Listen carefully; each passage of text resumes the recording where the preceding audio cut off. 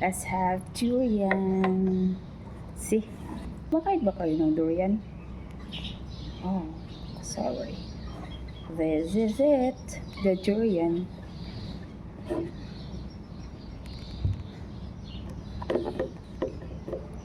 This is so yummy. Hindi lang ako sure kung yummy nga ba siya talaga o hindi.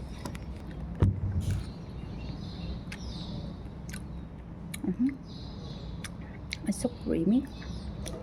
And it's so yummy. Mukbang.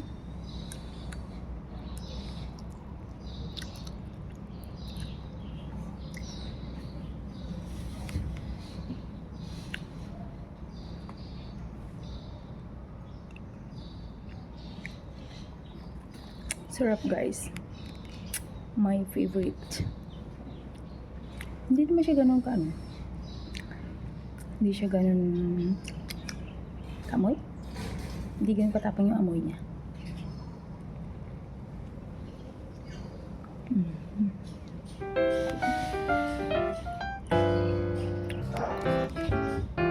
Kaya dito ako kumain sa sa corridor. Kasi kapag sa room ko ito kinain, Diyos mio. Grabe. Tiyak na hindi matatanggal yung amoy. Pero hindi siya ganun katapang.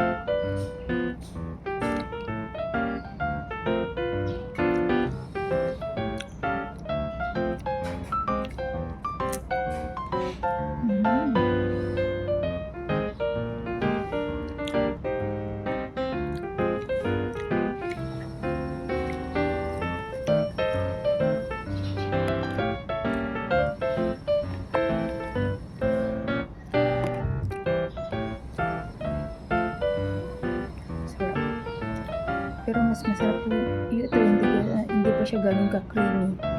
Yung may mga pa siya. Tawag dun, hindi ganun ka yung pagkahinog.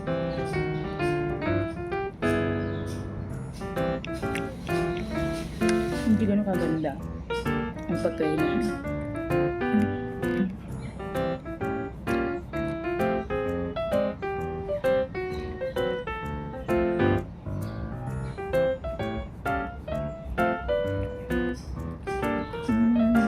May part na medyo matigas.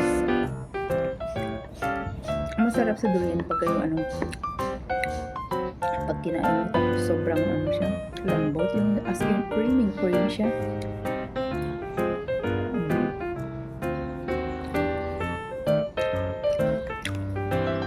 Parang na blend na avocado. Tapos hindi siya ganun katamis, hindi siya ganun ka-creamy. Mild lang.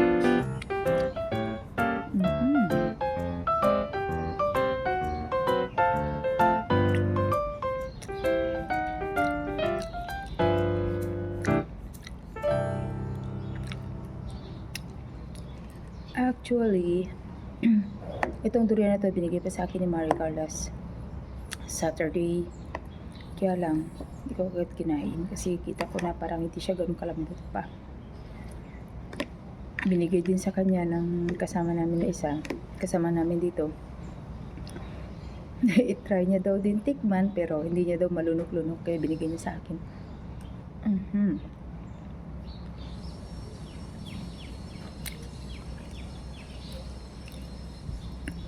Tapos that day, Saturday, tumitingin talaga nung durian sa sa The Walk kung saan kami punta ni ate sa sa mall. Ang mahal, grabe. Isang yung isang pack is around 500 plus. Ay marami na yun, ako lang kakain, hindi na pwede. Buti yung kasama ko si Chris.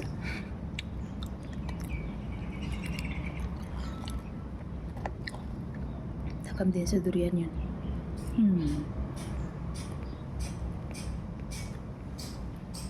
I'm almost done. Thank you. Craving satisfied.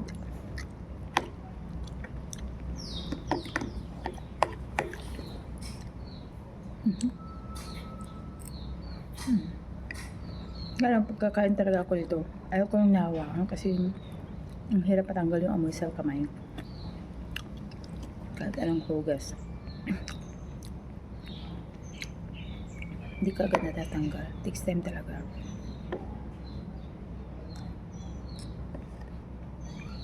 Kaya nga nung binigay ni Maricar sa akin, nilagyan niya yung pagkaraming tissue para ma-absorb lang yung amoy. Kasi ayaw niya daw ng amoy ng ng durian. Actually, ang sarap ng durian kaya. Ay, konti na lang. Ito ko na lang. Last.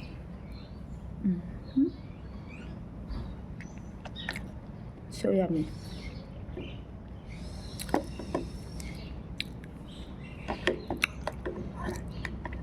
Para sa akin, ang pinaka-the best na natikman kong durian. Bakit ako nagustuhan to? Sa ibang bansa din. Doon ako unang nakatikim. Kaya minsan, pagka nakakita ako ng durian, nagkikrave din ako. One time, bumili ako ng durian. Kaya lang, buo siya. Tapos, iba yung nabili ko ba? Hindi ako marunong eh. So, yun. Sira lang. Wala ako nakain.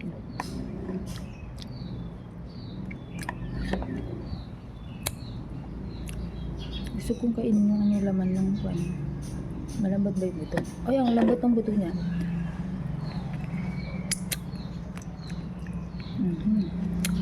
Thank you.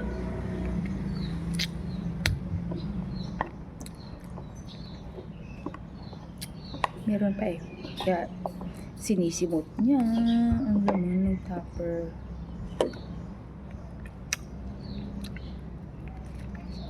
Sarap.